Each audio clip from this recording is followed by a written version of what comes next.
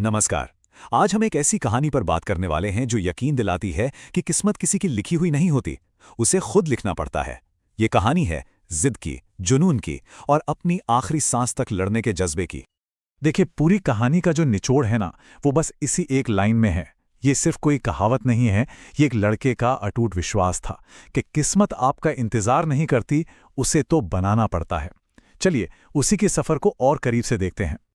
तो कहानी शुरू होती है एक छोटे से गांव से, एक लड़के आरव से। आरव के सपने बहुत बड़े थे, लेकिन उसकी हकीकत उतनी ही छोटी। और बस यहीं से शुरू हुई असल जंग। यहां पर ना दो दुनियाएं आमने सामने थी।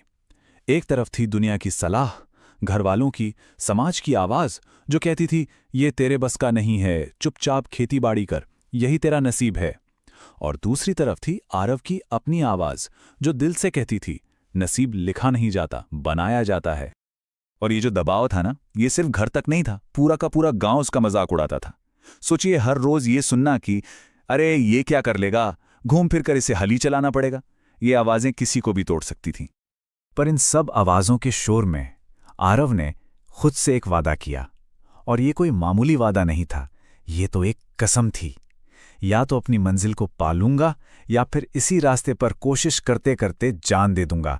बीच में रुकने का तो सवाल ही नहीं था। और बस यहीं से कहानी एक नया मोड़ लेती है। ये वो हिस्सा है जहां आरव ने अपनी हर मुश्किल को अपनी कमजोरी नहीं, बल्कि अपना सबसे बड़ा हथियार बना लिया। देखते हैं कैसे। उसकी राह आसान नहीं थी, बिल्कुल भी नहीं। मुश्किलें देखिए, किताबें खरीदने को पैसे नहीं, पेट भरने तक को खाना नहीं, और ऊपर से समाज के ताने जो कभी बंद नहीं होते थे।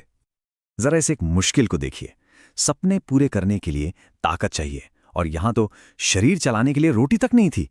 ये भूख एक ऐसी सच्चाई थी जिसका वो हर रोज सामना करता था।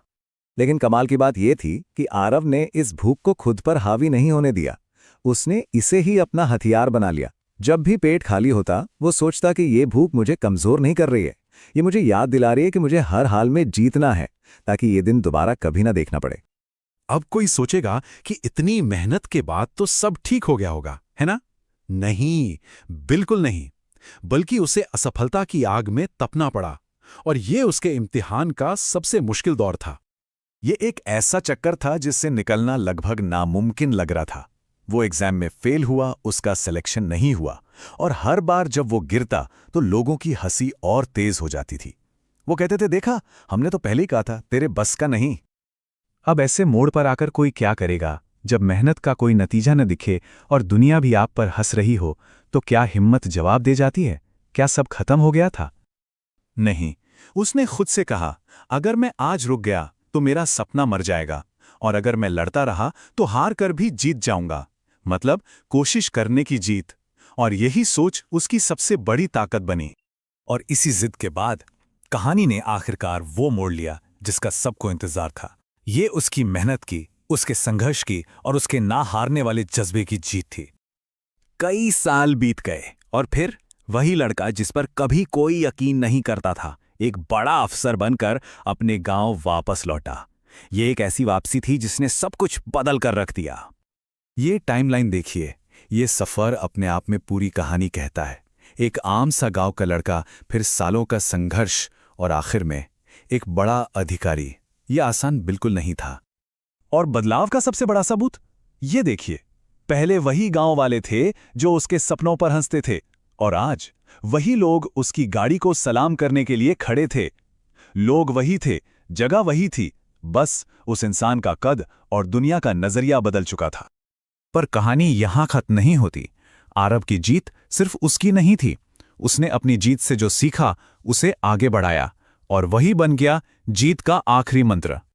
उसने गांव के बच्चों को जो बताया वो कमाल का था।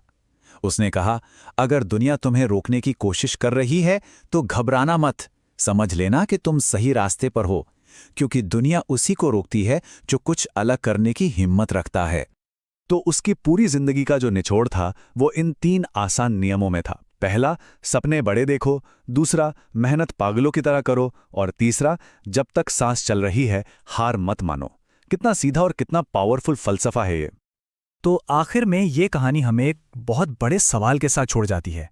आरफ का सफ़र हमें दिखाता है कि रास्ता मुश्किलों और ठोकरों से भरा हो सकता है, पर सोचने वाली बात यह है कि सपनों तक पहुंचने का सही रास्ता आखिर होता कैसा है।